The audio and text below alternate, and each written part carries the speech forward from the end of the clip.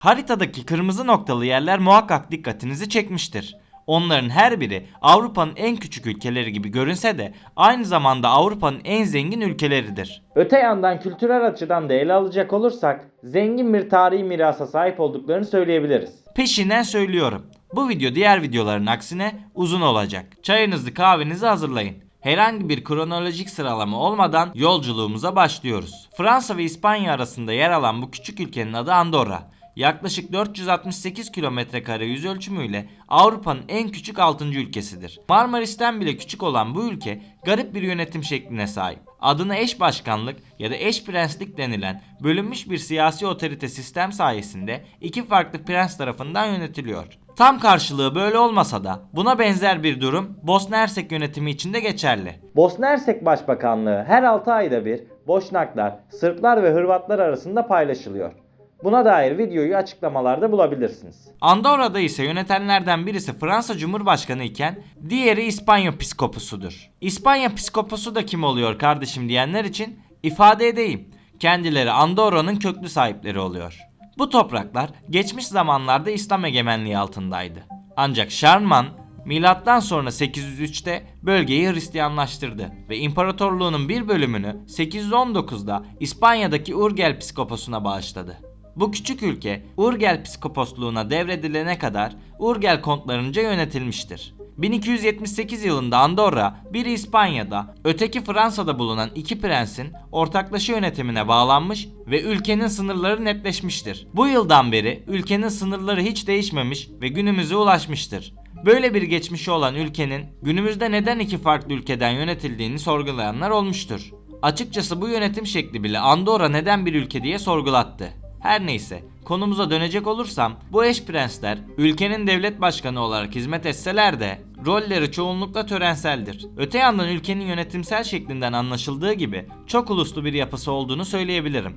Andorra halkı ağırlıklı olarak Katalan soyundan gelen İtalik bir etnik grup olsa bile resmi dil Katalanca'nın dışında ayrıca İspanyolca, Portekizce ve Fransızca da yaygın biçimde konuşuluyor. Ülkede evrensel bir sağlık sistemi ve yüksek bir eğitim seviyesiyle yüksek bir yaşam standartları vardır. Aynı zamanda nispeten düşük bir suç oranına sahiptir ve dünyanın en güvenli ülkelerinden biri olarak kabul edilir. Andorra'yı uzun bir videoda anlatmamı isterseniz yorumlara yazın.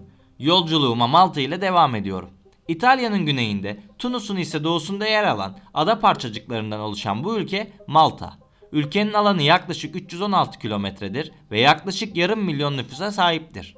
Coğrafi sınırların küçüklüğüne rağmen nüfus oldukça fazla. Malta'nın resmi dili tahmin ettiğiniz üzere İtalyanca değildir. Ülkede Arapça, Sicilya ve İngilizcenin karışımı olan Malta dili öte yandan da İngilizce konuşuluyor. Şunu da söylemeden geçmeyeyim. Bu coğrafya insanlık tarihi açısından çok ama çok önemli. Çünkü Malta'daki ilk insan belirtileri Cilalı Taş devrine kadar uzanıyor.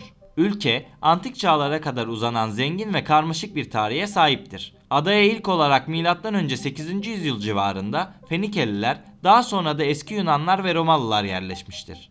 Orta Çağ döneminde Malta, Araplar, Normanlar ve bir Hristiyan askeri tarikatı olan Şövalyeliler tarafından yönetiliyordu. Ada yakın dönemde Fransızlar ve İngilizler tarafından işgal edilmiş ve 1813'te İngiliz sömürgesi olmuştur. Bu durum yaklaşık 150 yıl boyunca devam etmiştir. Ta ki 1964'te İngiltere'den bağımsızlığını kazandıktan sonra 1974'te Cumhuriyet olana kadar. Malta'nın kültürü Fenike, Roma, Arap ve İngiliz kültürü de dahil olmak üzere çeşitli ırklardan gelen etkilerin eşsiz bir karışımıdır. Öte yandan Malta mutfağı da Akdeniz ve Orta Doğu etkilerinin bir karışımı olarak karşımıza çıkıyor. Hazır Akdeniz'deyken hızlandırılmış turumuza Monaco ile devam edelim. Burası Fransa topraklarında yer alan Monaco Prensliği. Vatikan'dan sonra Avrupa'daki en küçük bağımsız ülke olan bu mikro devlet, karasal anlamda tamamen Fransa tarafından çevrelenmişken ülkenin güney kısmı ise Akdeniz ile komşudur. Yüz ölçümü sadece 5 kilometre kare olan Monaco, Monte Carlo'daki gösterişli kasinoları, limanları ve kraliyet ailesiyle ünlüdür. Yüz ölçümüyle kıyaslamak gerekirse bırakın ülke veya ille kıyaslamayı, Türkiye'den örnek verebileceğim ilçe bile bulamadım. Fakat yapısı itibariyle bir liman ülkesi olan Monaco, koşu yapmak için tercih ettiğim Büyükçekmece kordonu kadar bir alana sahip. ve buna rağmen yaklaşık 40 bin nüfusu var. Öte yandan bazı kaynaklar ülkenin 6 kilometre karenin üzerinde olduğunu söylüyor. Çünkü ülkedeki pek çok kıyı bölgesi sonradan denize beton doldurularak oluşturulmuş ve bundan dolayı ülkenin yüz ölçümü genişlemiştir. Yine de yürümeye kalksanız 50 dakikada tüm ülkeyi yürüyebilirsiniz. Bu ebatlar elbette şehir devletleri için şaşıracak bir durum değil. Tarihi de diğer şehir devletleri gibi yaklaşık 1000 yıl öncesine kadar uzanıyor. Günümüzde coğrafi olarak Fransa topraklarıyla çevrilmiş gibi görünse de Monaco'nun aslında İtalyan şehir devleti olduğunu söyleyebilirim. Ülke neredeyse 500 yıl boyunca bir Ceneviz ailesi olan Grimaldiler tarafından yönetildi. Fransız işgalinden sonra 1861 yılında Monaco bağımsız bir prenslik haline geldi. Fakat bu sefer de 2. Dünya Savaşı'nda İtalyan ordusu ve Naziler tarafından işgal edildi. Günümüzde hala bağımsızlığını koruyan Monaco, 1962'de anayasada yapılan değişiklikle idam cezasını kaldırdı. Kadınlara ise oy hakkı sağladı ve temel özgürlükleri güvence altına almak için Monaco Yüksek Mahkemesi'ni kurdu. Şimdi sıradaki ülkemize gidiyoruz. İtalya'nın Roma şehrinde bulunan ve Katolik Hristiyanların yönetim merkezi olan Vatikan, dünyanın en küçük bağımsız devletidir. Vatikan'ın İtalya ile olan sınırı sadece 3,4 kilometrelik bir uzunluğa sahip. Bu sınırlar içerisinde mutlak monarşiye dayalı bir yönetim uygulanır ve devlet başkanı olarak Papa'nın sözleri yasa hükmündedir. Papa hem devlet başkanı hem de Katolik mezhebinin ruhani lideridir. Bu yüzden Papa yasama, yürütme ve yargının da başkanıdır. Öte yandan Vatikan'ın 100 kişilik İsviçre vatandaşı ve Katolik olması şart olan İsviçreli muhafızlar olarak adlandırılan sembolik yapıda küçük bir ordusu var. Vazifeleri şehirden daha çok Papa'yı korumaktır. Diğer şehir devletleri gibi tarihleri uzun yıllara dayansa da 11 Şubat 1929'da Vatikan ile İtalya arasında imzalanan Lateran Anlaşması'yla bağımsız bir ülke statüsünü kazandı. Şimdi sıradaki ülkelerimizin yer aldığı Avrupa topraklarına gidelim. Avrupa'nın tam kalbinde yer alan bu ülke 2586 km² büyüklüğüyle İstanbul'dan, hatta Kuzey Kıbrıs Türk Cumhuriyeti'nden bile daha küçük olan Lüksemburg. Batı Avrupa'da Almanya, Fransa ve Belçika ile çevrili olan bu mikro devlet 700 bine yakın nüfusuyla Avrupa'nın en az nüfuslu ülkelerinden birisidir. Lüksemburg'da işsizlik ve enflasyon oranları çok düşük. Günümüzde son derece gelişmiş bir ekonomiye sahiptir ve kişi başına düşen milli gelir ortalamasında IMF ve Dünya Bankası verilerine göre birinci sırada yer alır. Öte yandan tarihe baktığımızdaysa Lüksemburg kontu olan 7. Henry'nin Roma İmparatoru olduğunu söyleyebilirim.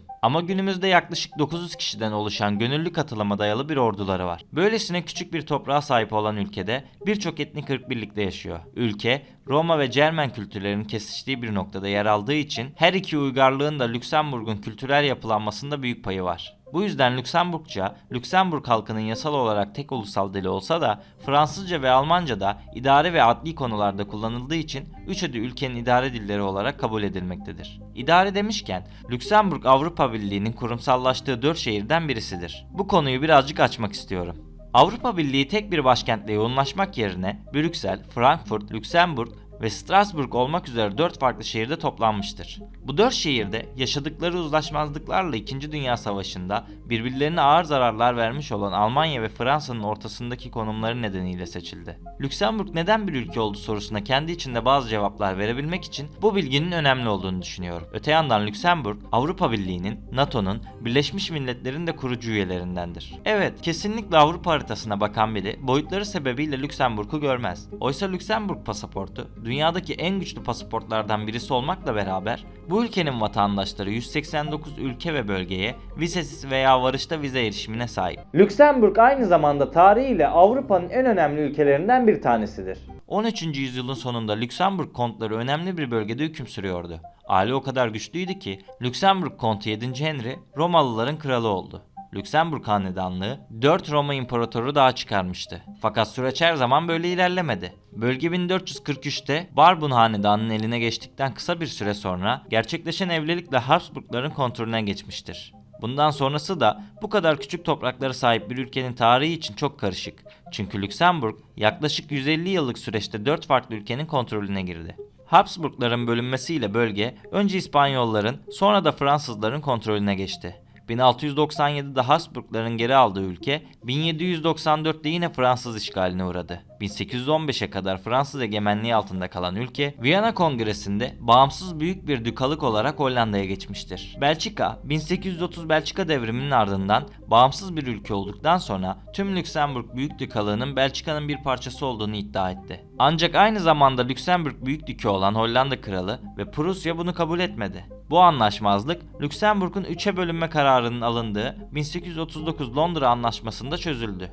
Ülkenin ağırlıklı olarak Fransızca konuşulan batı kısmı Fransızlara, Ereğliland yeni Belçika eyaletine devredildi ve tüm bu paylaşımdan sonra Lüksemburg'un bugünkü sınırları ortaya çıktı. Haritada biraz aşağı inelim ve sıradaki ülkemizi ziyaret edelim. Avrupa'nın tam kalbinde yer alan bu ülke 160 km² büyüklüğüyle Türkiye'nin en küçük ili Yalova'dan bile daha küçük olan Liechtenstein. 5 tane Liechtenstein bir araya gelse de 800 km²'lik yüz ölçümüyle Türkiye'nin en küçük yüz ölçümüne sahip Yalova'nın kapladığı alana bile denk düşemiyor. Coğrafi olarak İsviçre ve Avusturya arasında kalan bu mikro devlet, güneyden kuzeye yaklaşık 24 kilometre uzunluğundayken İstanbul ortalama 50 kilometre uzunluğa sahiptir. Sahip olduğu yüz ölçümüyle Avrupa'nın 4. dünyanın 6. en küçük ülkesi olmanın yanında ayrıca 40 bine yakın nüfusuyla yine Avrupa'nın en az nüfuslu ülkelerinden biridir. 40 bin kişilik nüfusun 1/3'ini yabancılar oluşturur ve bu yabancıların 2/3'ü ülkenin iş gücünü çeker. Bu küçük ülke Abdülhamit ile özdeşleşen meşhur yönetim şekli meşrutiyet ile yönetilen bir prensliktir ve prens başkente bakan Vaduz Kalesi'nde yaşıyor. Şu anda hükümdar olan Prens II. Hans Adam'ın siyasi yetkileri hayli geniştir. Kanunları veto edebilir veya referanduma sunabilir. Parlamentoyu dağıtarak seçimlere gidebilir. Ayrıca Eylül 2019 itibariyle Liechtenstein Prensi tahmini olarak 3,5 milyar ABD doları servetiyle dünyanın en zengin 6. hükümdarıdır. Fakat bu devasa güce rağmen prens tüm otoriteye sahip değildir. Mesela ülkede cumhuriyet ilan edilecek olursa prens bu kararı veto edemez. Çünkü 2003 yılında yapılan anayasa değişikliğiyle ülkede cumhuriyet ilan edilmesi halinde prensin bunu önleyecek veto etkileri elinden alınmıştır. Ülkenin nasıl yönetildiğini daha açıklayıcı anlatmam gerekirse Cumhurbaşkanı ya da devlet başkanı olarak adlandırabileceğimiz bir hükümdarı ve seçilmiş parlamentosu vardır. Liechtenstein Anayasası Mart 2003'te 1921 Anayasası'nın yerini aldı. 1921 Anayasası, mülkü hüküm süren prensin başkanlık ettiği anayasal bir monarşi üzerine kurulmuştu. Prens önemli siyasi otoriteyi elinde tutmasına rağmen yine de bir parlamenter sistem vardı. Hükümdar, parlamento tarafından kabul edilen yasaları veto edebilir, referandum çağrısı yapabilir, yeni yasalar önerebilir veya parlamentoyu feshedebilir. Ancak parlamentonun feshedilmesi için bir referandum yapılması gerekir. Öte yandan bu küçük ülke Avrupa'da kadınlara oy hakkı veren son ülkeydi. Kadınlara seçme hakkı 1941 yılında verildi. İlginç olan şey ise kadınların oy kullanması için yapılan referanduma sadece erkekler katılmış ve referandum %51,3 oyla kabul edilmişti. Ülke içinde düzeni sağlamaktan sorumlu olan kurumsa Liechtenstein Ulusal Polisi'dir. Liechtenstein Ulusal Polisi, Avusturya ve İsviçre polis güçleri arasında işbirliği sağlayan üçlü bir anlaşma sürdürmektedir. Geçmişte ülkenin 80 kişilik bir ordusu olsa da 1866 Avusturya-Prusya Savaşı'ndan kısa bir süre sonra mali nedenlerle lağvedildi. Fon desteğini reddetme kararı prensin isteği dışında alınan meclis kararıydı. Parlamentonun aksine prens böyle bir hareketin ülkeyi savunmasız bırakacağını düşündüğü için itiraz etti. Ancak 12 Şubat 1868'de yumuşadı ve ordu kuvvetini dağıtmaya karar verdi. Bununla birlikte Liechtenstein gerekli görülmesi halinde ordusunu eski haline getirebilirdi. Basitçe bu sebeplerden dolayı ülkenin askeri gücü bulunmamaktadır ve buna rağmen dünyanın en düşük suç oranlarından birine sahiptir. Liechtenstein hapishanesinde çok az mahkum bulunuyor ve 2 yıldan fazla hapis cezasına çarptırılanlar Avusturya yargı yetkisine naklediliyor. Liechtenstein, komşusu Avusturya ile iyi geçinse de diğer komşusu İsviçre ara sıra yanlışlıkla burayı istila ediyor. İlk istila 5 Aralık 1985'te gerçekleşti. İsviçre ordusu füzelerini test etmek isterken kötü hava şartları ve şiddetli rüzgar füzelerinin Liechtenstein topraklarına düşmesine neden oldu. Yeşil ve ormanlarla çevrili bir ülke olan Liechtenstein'in Baumwold ormanına düşen füzeler burada şiddetli bir yangın başlatarak ülkenin geneline yayılmaya başladı. Bu olayların sonucunda iki ülke arasında diplomatik müzakereler başlasa da tartışmalar sonucunda İsviçre tarafından suç iklim ve hava koşullarına yüklenmişti. Böylece İsviçre tarafı Liechtenstein'dan özür dileyerek ülkenin zararı için tazminat ödemişti. Kazayla yapılan ilk saldırının ardından bir sonraki olay ise 13 Ekim 1992'de gerçekleşti. İsviçre ordusu Liechtenstein mülkü olan ve 2564 kişinin yaşadığı kasaba Treisenberg'e bir gözlemci kulesi kurdu. Yani İsviçre askerleri Treisenberg'ün kendilerine ait olmadığını unutup kasabaya yerleşmişti. Yerel halkın durumu anlayıp askerlerle konuşması sonrasında İsviçre ordusu da olayı anlamış ve bölgeden çekilmişti. Sonrasında ise İsviçre hükümeti kuru bir özürle konuyu kapatmıştı. 1 Mart 2007'de ise son ve en büyük olay yaşandı. İsviçre ordusu tam teçhizatla eğitim yaparken bozulan hava koşulları sebebiyle kontrolü kaybedip Liechtenstein topraklarına girdiler. Ve inanır mısınız? Ülkenin İçişleri Bakanı sözcüsü sorun değil, böyle şeyler olur yanıtını verdi. Evet, bu küçük ülke ordu ve askeri güç bakımından modern dünya için yetersiz bir devlet. Modern dünyada gelişmiş bir ekonomiye sahiptir ve kişi başına düşen milli gelir bazında dünyanın en zengin ikinci ülkesidir. Öte yandan ülkenin ekonomisi çok istikrarlı bir yapıya sahipken enflasyon ve işsizlik oranları son derece düşüktür. Ülkenin başkenti olan Vaduz'da güçlü bir finans sektörü var. Konyaspor'un Avrupa kupalarında eğlendiği takım da Vaduz'tu. Yeri gelmişken söyleyeyim. Liechtenstein futbol takımları İsviçre futbol liglerinde oynuyor. Daha doğrusu İsviçre 2. liginde oynuyorlar. Peki Vaduz nasıl Avrupa'ya gidip Konyaspor'u eledi derseniz, Liechtenstein Futbol Kupası adındaki kupayı kazanan kulüp ülkesini Avrupa Konferans Ligi'nde temsil edebiliyor. Konumuza dönecek olursak, bu ülke bir zamanlar milyarderlerin vergi cenneti olarak biliniyordu. Öte yandan Birleşmiş Milletler, Avrupa Serbest Ticaret Birliği ve Avrupa Konseyi üyesidir. İsviçre ile gümrük ve parasal anlamda ekonomik birliği vardır. Hatta AB üyesi olmadıkları için para birimi olarak euro yerine İsviçre frangını kullanıyorlar. Evet, ekonomisi iyi ve alım gücü yüksek olan bu ülke ilginç bir şekilde havaalanı olmayan birkaç ülkeden birisidir. En yakın büyük havaalanı 130 kilometre ötede bulunan İsviçre sınırları içindeki Zürih Havaalanı'dır. Bu yüzden Türkiye'den Liechtenstein'e yolculuk etmek isterseniz ikamet ettiğiniz ülkedeki İsviçre temsilciliğinden Schengen vizesi almanız gerekiyor. Fark ettiyseniz ülkenin her alanda İsviçre ve Avusturya'ya bağımlılığı söz konusu.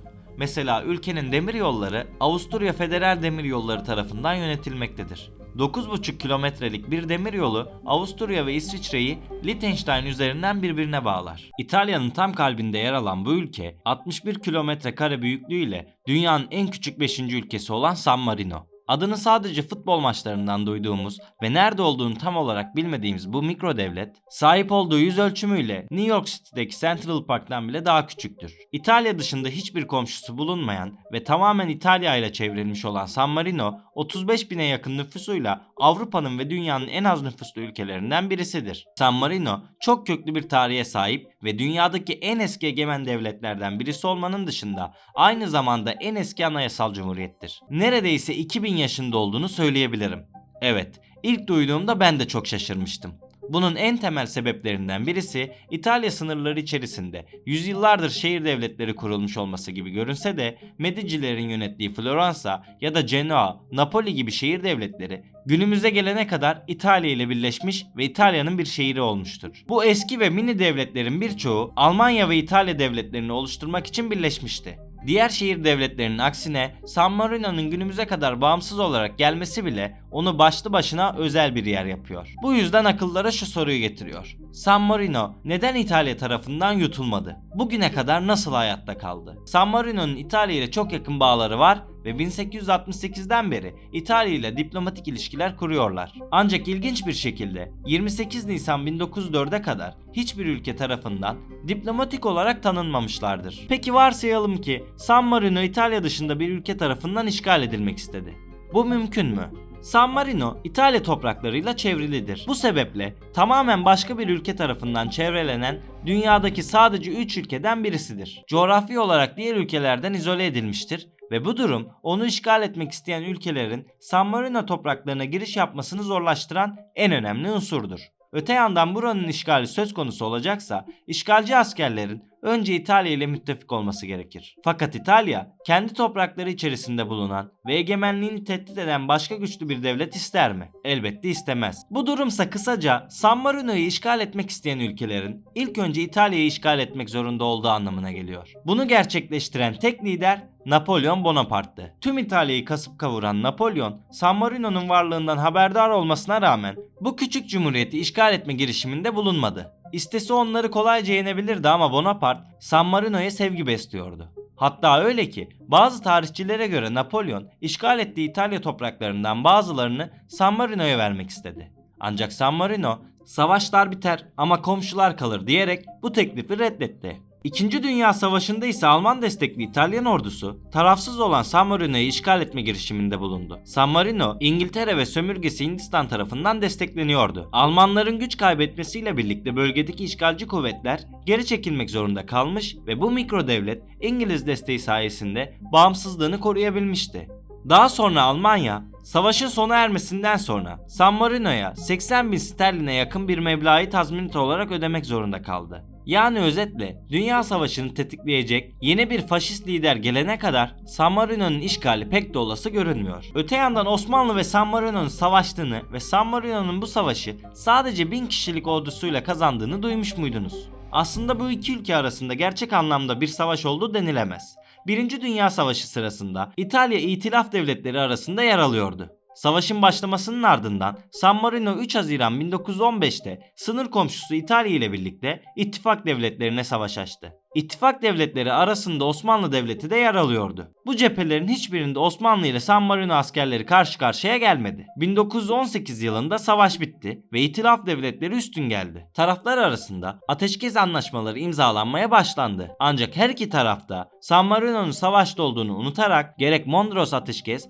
gerekse Sevr anlaşmalarında taraf olarak bulunması gereken bu ülkeyi çağırmadılar. Britanya, Fransa, İtalya, Yunanistan gibi 1. Dünya Savaşı sırasında İtilaf devletleri saflarında yer alan ülkeler ile Lozan Anlaşması imzalamış olsak da San Marino ile hiçbir zaman barış sözleşmesi imzalamadık. Resmi olarak 107 yıldır San Marino ile savaş halinde görünüyoruz. İki ülke arasında askeri karşılaştırma yapmaya gerek olduğunu düşünmüyorum. Çünkü San Marino askeri kuvvetleri modern dünya ordularına kıyasla çok ama çok yetersiz. Dünyanın en küçük ordularından birine sahipler. Hatta ulus topraklarının güvenliği İtalya Silahlı Kuvvetleri'nin sorumluluğundadır. Aynı zamanda 2004'ten itibaren NATO üyeliği bulunmaktadır. Türkiye'nin de NATO üyesi olduğunu göz önünde bulundurursak iki ülke arasındaki bitmeyen savaşın pek de anlamlı bir şey olduğunu söyleyemem. Kişi başına düşen gelirde gayri safi yurt içi hasıla ile dünyanın en zengin ülkeleri listesinde 11. sırada bulunuyor. San Marino'nun ekonomisindeki en önemli pay elbette turizme ait. Her yıl 3 milyon kişi tarafından ziyaret edilen ülkenin turizmden sonraki en önemli gelir kaynakları arasında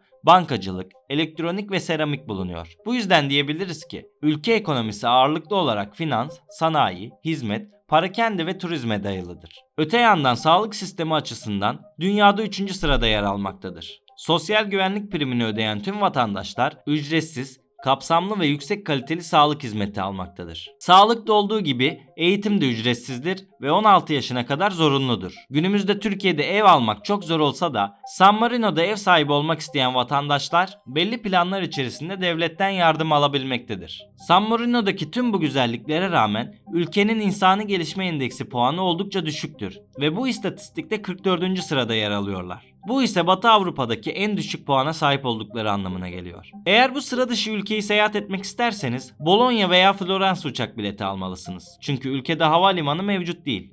San Marino, İtalya topraklarıyla çevrili olduğundan ve ülkede uluslararası bir havaalanı olmaması nedeniyle ülkeye girişler İtalya üzerinden gerçekleşiyor. Bu sebeple İtalya vizesi almanız gerekiyor. Açıkçası Da Vinci hayranlığım sebebiyle Floransa hep hayallerimi süslemiştir. San Marino da İtalya'da özellikle görmek istediğim yerlerden bir tanesi. Şu ana kadar anlattıklarımdan yola çıkacak olursak, İtalya'nın ortasında küçücük bir araziye sıkıştırılmış bu ülke, dünya üzerinde güç ve kuvvete sahip birçok ülkeden daha fazla tarihe sahip görünüyor. Açıkçası hem bu yönüyle hem de çok eskileri uzanan ve işgallerle geçen tarihiyle beni çok şaşırttı. Bu kadar zengin olmalarına rağmen mikro devlet oldukları için göz önünde bulunmayan devletlerin varlığı bana hep sıra dışı bir durum gibi geliyor. Vergi cenneti olarak bilinen Liechtenstein, dinin yönetildiği Vatikan aslında dünyanın lider devletlerinin simülasyon içinde bulduğu buglarmış gibi geliyor bana. Peki siz mikro devletlerin varlığı hakkında ne düşünüyorsunuz? Yorumlarda fikirlerinizi belirtin lütfen.